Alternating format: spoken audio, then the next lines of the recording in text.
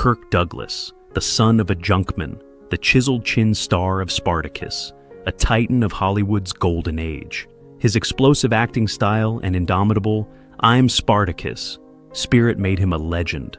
But what was it like to grow up as the son of such a man? A man forged in poverty who willed himself into a global icon?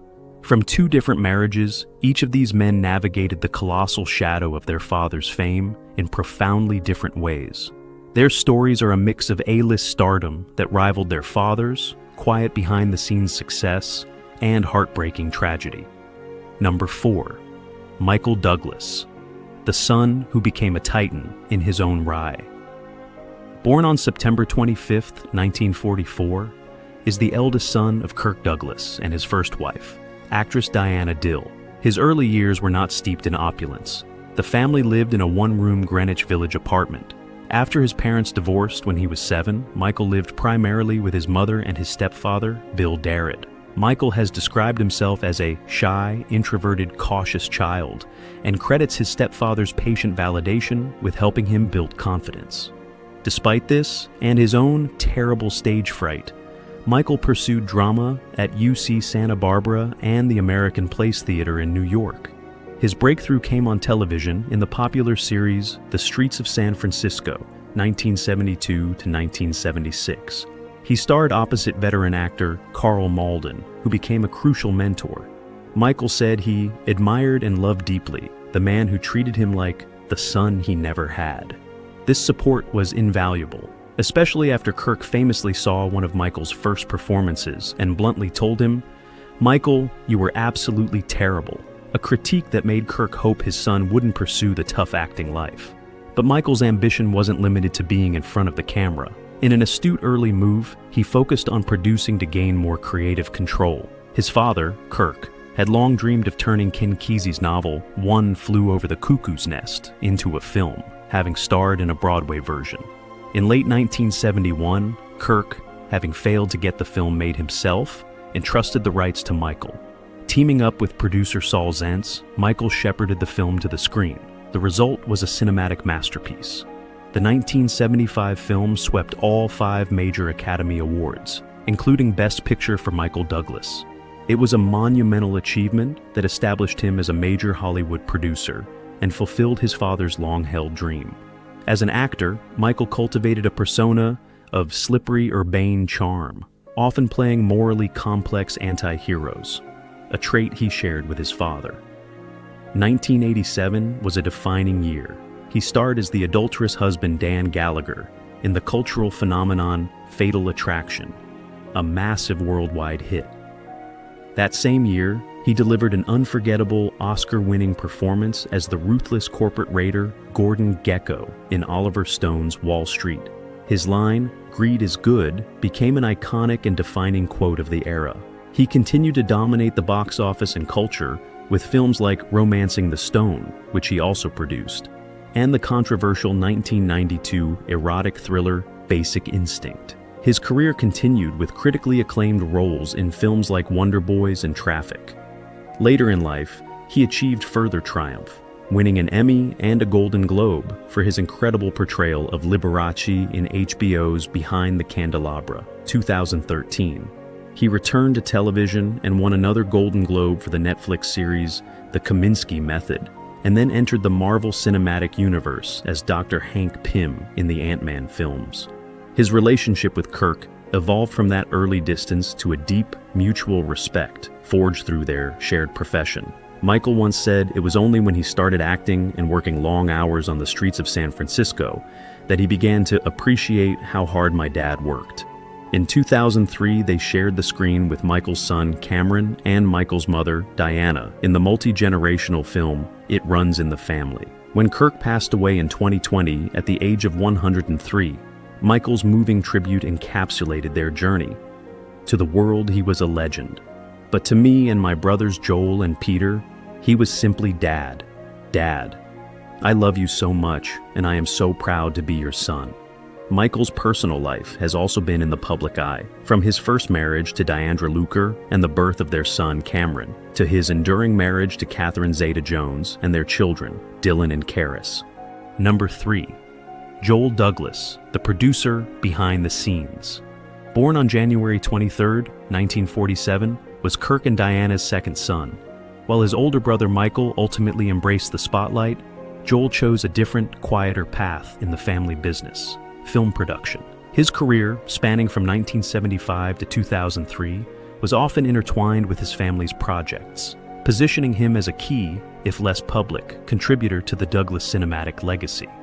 Before feature films, Joel worked for Blank Communications Corporation, the company of legendary voice actor Mel Blanc, developing and producing commercials.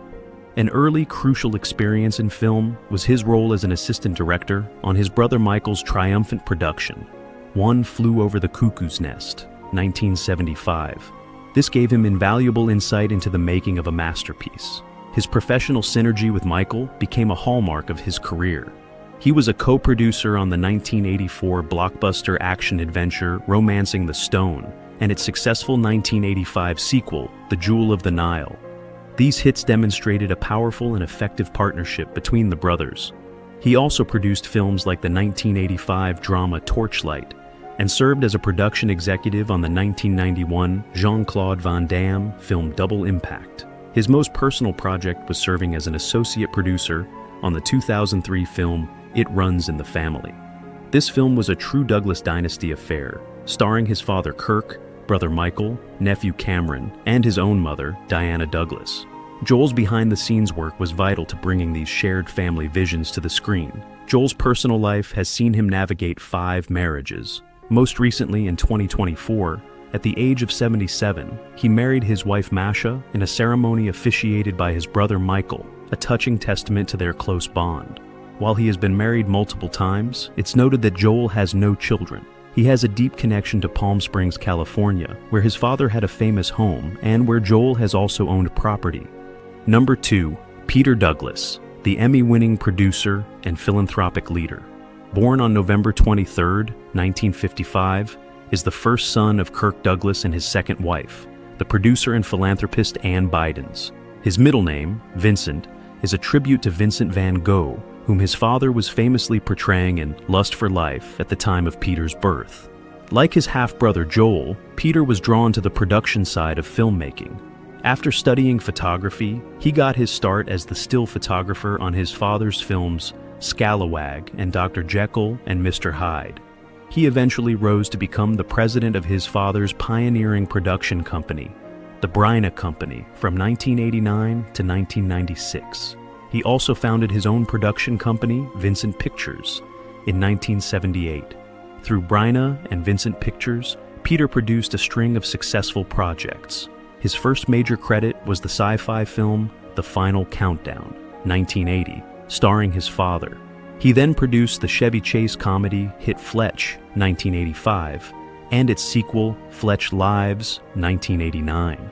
Peter also excelled in television production. He produced Amos, 1985, a TV movie starring his father that tackled the serious issue of elder abuse and was the highest-rated TV movie of its year. It earned Peter an Emmy nomination. His greatest critical success came with the 1988 TV movie Inherit the Wind, another powerful drama starring his father. For this acclaimed production, Peter Douglas won the Primetime Emmy Award for Outstanding Drama de Genre Comedy Special, a major industry recognition of his producing talent. In his later career, he focused Vincent Pictures on a strategy of remaking classic films, including some of his father's. Peter married Lisa Schroeder in 1991, and they have 4 children, Kelsey, Tyler, Ryan, and Jason.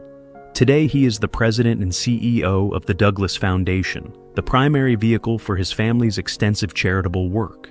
The foundation has granted over $118 million to causes related to education, healthcare, and the arts, continuing the philanthropic mission established by Kirk and Ann. Peter has also served on the board of Cedars-Sinai Medical Center and mentored underprivileged youth with Big Brothers of Greater Los Angeles. Number 1, Eric Douglas, a tragic struggle with the Douglas name. Born on June 21, 1958, was Kirk and Ann's youngest son. His story is a poignant and tragic counterpoint to his brother's successes. Trained at prestigious drama schools like RADA and Lambda in London, Eric pursued a career in acting and stand-up comedy, but his life was profoundly marked by a relentless and public battle with addiction. His acting career included roles alongside his father in films like A Gunfight, 1971, and Remembrance of Love, 1982, and most notably in a powerful 1991 episode of Tales from the Crypt called Yellow, where he and Kirk played a father and son in World War I. However, his career struggled to gain traction and was increasingly overshadowed by his personal demons. He shifted to stand-up comedy, where his material often centered on the pain of his position as the black sheep of the Douglas dynasty. His nephew, Cameron Douglas, recalled a heartbreaking punchline: "There's Kirk, Michael, and me, Oscar winner, and Oscar Mayer Wiener." This public performance of his feelings of inadequacy was raw and painful. Infamously, during a show at the Comedy Store in London, after a poor reception, he shouted, "You can't do this to me, I'm Kirk Douglas's son." The audience reportedly chanted back, "No, I'm Kirk Douglas' son." Logically, a devastating reference to the iconic I'm Spartacus scene. Eric's life spiraled into a cycle of arrests for drug and alcohol-related offenses throughout the 1990s. His parents, Kirk and Ann, revealed they had taken him to 20 rehab centers, but nothing helped.